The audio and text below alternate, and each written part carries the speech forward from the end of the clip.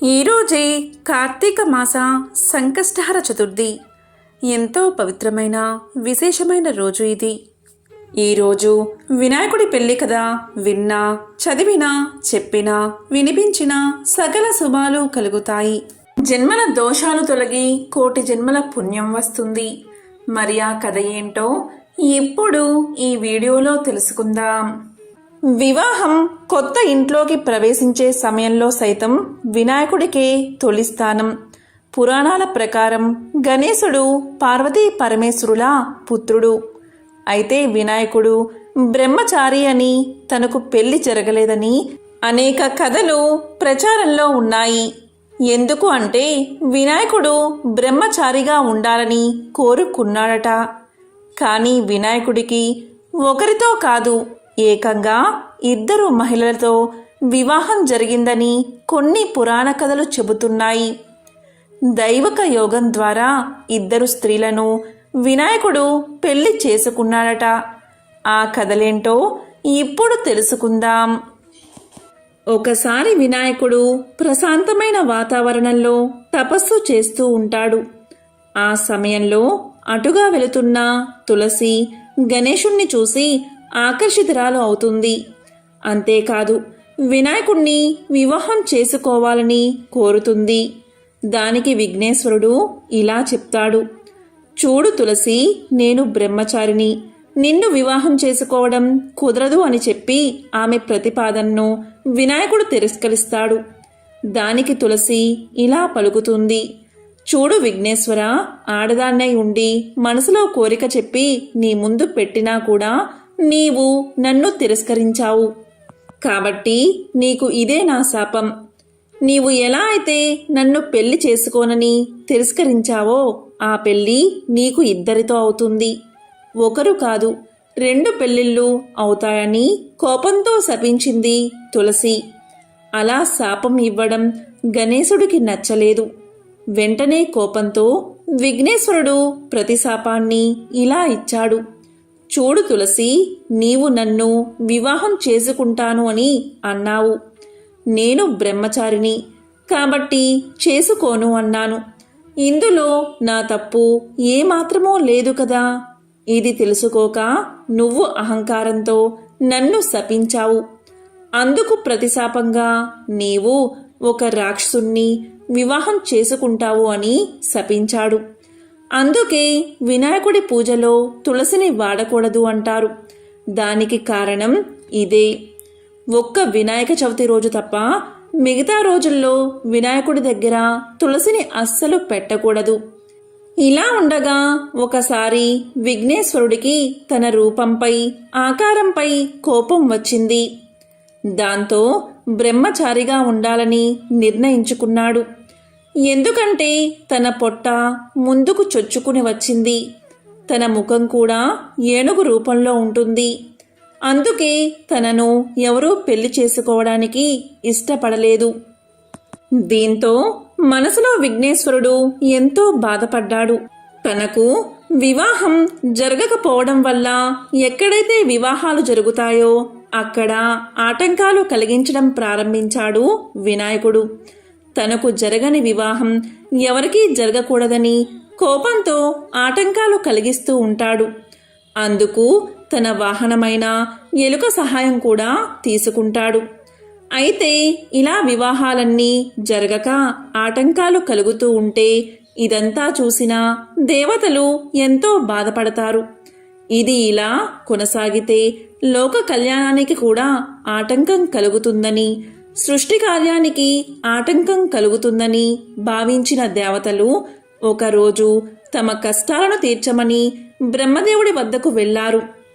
వారి బాధంతా విన్న బ్రహ్మదేవుడు ఇలా పలికాడు, దేవతలారా, ఇలా వివాహాలకు ఆటంకం విఘ్నేశ్వరుడు కలిగించడం నాకు ఎంతో బాధగా ఉంది అని ఆలోచిస్తూ ఉండగా బ్రహ్మ మనసులోని ఆలోచన ద్వారా బ్రహ్మయోగం నుండి 2 కుమార్తెలు సిద్ధి, బుద్ధి పుట్టారు. వారిద్దరూ బ్రహ్మదేవుడి మానస పుత్రికలు. ఇక బ్రహ్మదేవుడు దేవతల కష్టాలు తీర్చేందుకు ఆ 2 కుమార్తెలను విఘ్నేశ్వరుడి దగ్గర విద్యను నేర్చుకోవడానికై పంపించాడు. ఆ విధంగా బ్రహ్మదేవుడి ఆదేశాల ప్రకారం గణేశుడు ఆ ఇద్దరికి బోధన ప్రారంభించాడు. ఇక వినాయకుడి దగ్గరకు పెళ్లి సంబంధం విషయం ఎలుక తీసుకువచ్చినప్పుడు ఈ సిద్ధి బుద్ధి విఘ్నేశ్వరుడి యొక్క దృష్టిని మరల్చేవారు. ఇలా లోకంలో మళ్లీ వివాహాలు జరగడం ప్రారంభమయ్యాయి. ఈ విధంగా కొన్నేళ్లు సాగగా ఒకరోజు విఘ్నేశ్వరుడికి నిజం తెలిసిపోయింది. లోకంలో అందరూ వివాహం చేసుకుంటున్నారని, దీనికి సిద్ధి బుద్ధే కారణమని తెలుసుకుని కోపంతో వారిని శపించబోయాడు. ఆ సమయంలో అక్కడ బ్రహ్మదేవుడు ప్రత్యక్షమై ఇలా అంటాడు, చూడు విఘ్నేశ్వర, ఈ సిద్ధి బుద్ధులకు నువ్వంటే ఎంతో ఇష్టం కాబట్టి వారిద్దరినీ నువ్వు వివాహం చేసుకో అని ప్రతిపాదించాడు. దానికి విఘ్నేశ్వరుడు ఒప్పుకుంటాడు. ఆ తరువాత సిద్ధి బుద్ధులతో విఘ్నేశ్వరుడి వివాహం అంగరంగ వైభవంగా జరిగింది. ఆ తర్వాత వారికి 2 కుమారులు జన్మించారని, వారి పేర్లు శుభం లాభం అని పురాణాలు తెలియచేస్తున్నాయి. ఎంతో విశేషమైన ఈ కథను వింటే చాలు సకల శుభాలు కలుగుతాయి. విఘ్నేశ్వరుడి వివాహానికి సంబంధించిన మరొక చిత్రమైన కథను ఇప్పుడు విందాం. మీరు ఎన్నడైనా వినాయకుడి పెళ్లి గురించి విన్నారా? వినాయకుడి తమ్ముడు సుబ్రహ్మణ్యం చాలా అందంగా ఉంటాడు. అన్నకంటే ముందు తమ్ముడి పెళ్ళే కుదిరింది. అంగరంగ వైభోగంగా జరిగింది పెళ్లి. ఎక్కడెక్కడో దేవతలో సుబ్రహ్మణ్యుడి పెళ్లికి విచ్చేశారు. దాన్ని చూసిన తర్వాత వినాయకుడికి అనిపించింది, తనకు పెళ్ళైతే బావుంటుంది కదా అని. పెళ్లి హడావుడి తగ్గే వరకు ఆగి తరువాత అమ్మ పార్వతి ఖాళీగా కూర్చున్నప్పుడు ఆమె దగ్గరకు వెళ్ళి నిలబడ్డాడు వినాయకుడు. ఇలా పలికాడు, అమ్మా, తమ్ముడి పెళ్లి చేశావు కదా, మరి నా పెళ్లి ఎప్పుడు చేస్తావు అని అడిగేశాడు. దీనికి పార్వతీదేవి దిగాలుగా తన ముద్దుల పెద్ద కొడుకు వైపు చూసింది. లోలోపలే బాధపడింది. చిన్నవాడు సుబ్రహ్మణ్యుడేమో ఎంతో అందంగా ఉంటాడాయే, దాంతో వాళ్ళు పిలిచి పిల్లను ఇచ్చారు. మరి నువ్వేమో ఏనుగు తలతో పొడవాటి తొండంతో ఉంటివాయే. పోనీలే అంటే మేం ఎంత చెప్పినా వినక అందరూ పెట్టిన కుడుములు, ఉండ్రాళ్ళు, వడపప్పు తిని అందరూ పోసిన పానకం తాగి తాగి బొజ్జ పెంచావాయే. నీకు పిల్లనిస్తామని ఇప్పుడు ఎవరు ముందుకు రావట్లేదు కదా నాన్నా అని మనసులోనే బాధపడింది. అయినా ఈ సంగతి పిల్లవాడికి ఎలా చెబుతుంది? చిన్న బుచ్చుకుంటాడు కదా, అందుకని పైకి ఏమంది అంటే, బాబూ, నువ్వెళ్ళి పెళ్లి కూతురి కోసం ఒక కొత్త కోక, మంగళసూత్రాలు పట్టుకురా నాయనా, నేనేమో ఈలోగా పిల్లను చూస్తాను అని బుజ్జగించి పంపేసి ఊపిరి పీల్చుకుంది. అమ్మయ్యా, ఇప్పటికైతే సమస్య తప్పింది అనుకుంటూ. అయితే వినాయకుడికి ఇదేమీ తెలియదు కదా. వెంటనే ఆనందంగా తన ఎలుక వాహనమెక్కి భూలోకానికి వచ్చేశాడు. వచ్చి అలసిపోయి ఒక చెట్టు కిందున్న అరుగు మీద కూర్చున్నాడు. ఆ అరుగు చుట్టూతా ఏవేవో గింజలు పడి ఉన్నాయట. ఆ సమయంలో అక్కడి గింజలు ఏరుకు తినేందుకు అక్కడికి ఒక కోడిపుంజు వచ్చింది. వినాయకుడు దాన్ని చూసి, ఓ కోడిపుంజు, ఒకసారి ఇలారా అని పిలవగానే నన్ను పేరు పెట్టి పిలుస్తున్నారు ఎవరా అని దగ్గరకొచ్చింది కోడిపుంజు. చూడగా అక్కడ అరుగు మీద వినాయకుడు కూర్చుని ఉన్నాడు. దాంతో కోడిపుంజు సంతోషంతో ఉబ్బి తబ్బిబ్బైపోతూ గబాల దగ్గరకు వచ్చి రెక్కలు మడిచి నమస్కరిస్తూ, చెప్పండి స్వామి, కులాసానా, నన్ను పిలిచారెందుకు అని అడిగింది. అప్పుడు వినాయకుడు ఇలా అన్నాడు, ఓహో కోడిపుంజు, నీ రెక్కలు ఎంత అందంగా ఉన్నాయి, నీ జుట్టు కిరీటంలాగా ఎంత బావుంది, నువ్వు చెప్పిన పనల్లా చాలా చక్కగా చేస్తావని, సమయపాలన అంటే ఏమిటో నీ నుండే నేర్చుకోవాలని అందరూ చెబుతుంటారు. మరి నువ్వు నాకు ఒక పని చేసి పెడతావా? చకచకా వెళ్ళి నాకు కొత్త కోక తెచ్చిపెట్టు, మా అమ్మ నాకు పెళ్లి చేస్తుందట అన్నాడు. దానికి కోడిపుంజు అంత పెద్ద స్వామి తన్ను పొగిడాడే అని సంతోషించింది. దానిది ఏముంది స్వామి, ఒక్క నిమిషంలో పెద్ద బజారుకెళ్ళి వినాయకుడి పెళ్లికి కొత్త కోక కావాలి అని అడిగి తెచ్చేస్తా స్వామి, ఇక్కడున్నట్లే వచ్చేస్తాను అని వేగంగా వెళ్ళిపోయింది కోడి. అంతలో అక్కడ మొలిచి ఉన్న పచ్చగడ్డిని తినేందుకు గొర్రెపోతు ఒకటి అడ్డుగా వచ్చింది. దాన్ని చూసి వినాయకుడు భలే మురిసిపోయాడు. ఈరోజు అన్నీ మంచి శకునాలే, నేను తిరగకుండానే అన్ని పనులు ఎలా అయిపోతున్నాయో చూడు అని సంతోషపడ్డాడు. ఓ గొర్రెపోతూ, నాకో పనిచేసి పెట్టరాదు? త్వరలో నా పెళ్లి జరగనున్నది. దానికోసం నువ్వు కంసాలి దగ్గరికెళ్ళి మంగళసూత్రాలు చేయించుకురా, వెంటనే వెళ్ళు అని చెప్పాడు. దానికి గొర్రెపోతూ, ఓహో అలానా స్వామి, అయితే మాకు పప్పన్నం దొరుకుతుందన్నమాట. ఇదిగో ఇప్పుడే వెళ్ళి తెస్తాను. అందెంతలోకి మీరడిగారని చెప్పి ఇప్పుడే కంసాలి దగ్గరికి వెళ్ళి పట్టుకు వచ్చేస్తాను చూడండి అంటూ వెళ్ళింది. వినాయకుడు అక్కడే ఓ కునుకు తీశాడు. ఆయన లేచి చూసేసరికి సాయంకాలమైంది. పోయిన వాళ్ళు ఇద్దరూ ఇంకా తిరిగి రాలేదు. ఇక దాంతో వినాయకుడే మెల్లిగా ఎలుక వాహనం ఎక్కి బయలుదేరాడు, ఇద్దరినీ వెతుక్కుంటూ. కొంత దూరం వెళ్లేసరికి కోడిపుంజు కనిపించింది. ఏమే కోడిపుంజు, నా కొత్త కోక ఎక్కడా అని అడిగాడు దాన్ని. అప్పుడు కోడిపుంజు ఇలా పలికింది, స్వామి మీకోసం కొత్త కోక తీసుకువస్తున్నానా? అంతలో అక్కడ నాకు ఒక జొన్నకంకి కనిపించింది. దాన్ని చూడగానే విపరీతంగా ఆకలి వేసింది.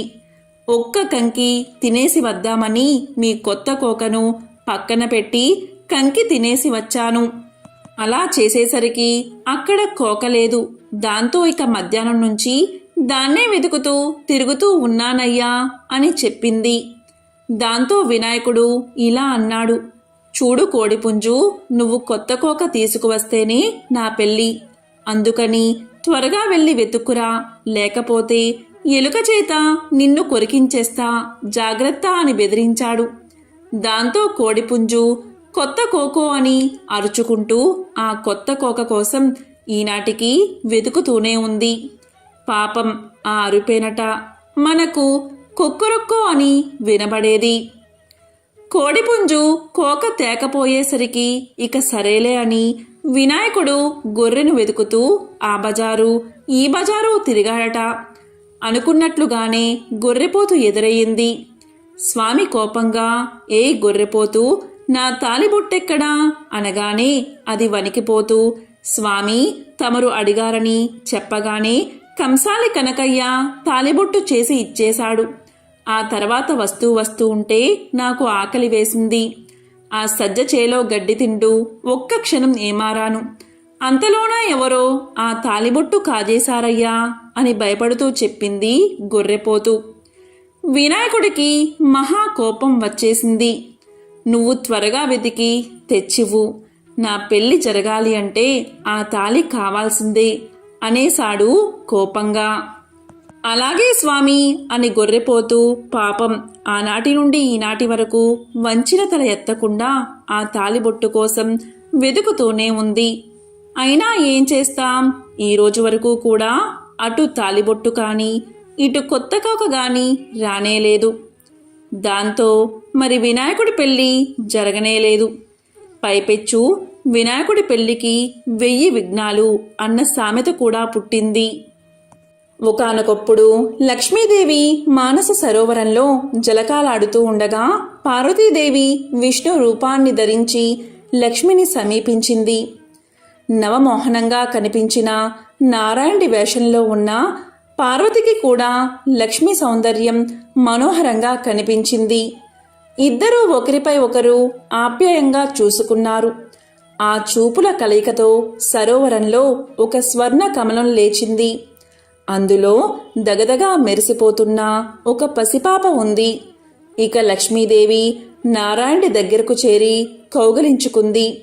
దీంతో పార్వతి పగలబడి నవ్వుతూ, నేను నారాయణుణ్ణి కాను లక్ష్మి అని నిజరూపంలో కనిపించింది.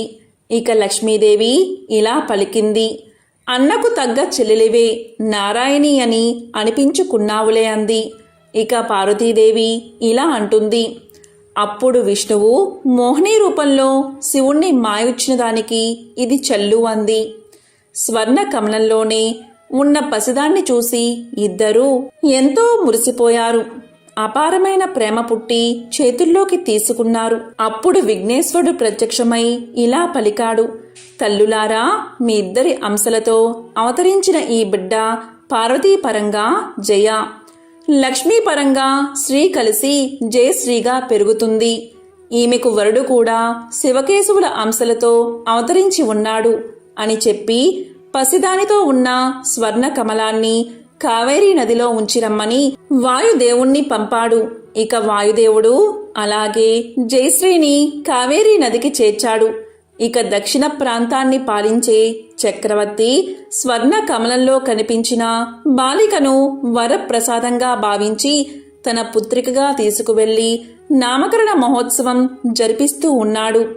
ఆ సమయంలో ఆకాశవాణి ఇలా పలికింది, ఓ చక్రవర్తి, ఈమెకు జయశ్రీ అని పేరు పెట్టు అని పలికింది. ఇక అతను ఆమెకు జయశ్రీ అని పేరు పెట్టి అల్లారు ముద్దుగా పెంచుకుంటున్నాడు. జయశ్రీ రాకుమారిగా పెరిగి ముల్లోకాలలో అంత సౌందర్యవతి సాహసవంతురాలు ఉండదని పేరు తెచ్చుకుంది. జయశ్రీకి రాజభవనం కంటే ప్రకృతి సౌందర్యాలతో నిండి ఉండే అరణ్యాలలో విహరించడం అంటే ఎంతో ఇష్టంగా ఉండేది. విల్లమ్ములు ధరించి వన్యమృగాలను అదుపులో ఉంచుతూ తిరుగుతూ ఉండేది. ఇక శివకేశవుల అంశతో స్వామి అనే పేరుగల యువకుడు తిరుగుతూ ఉన్నాడు.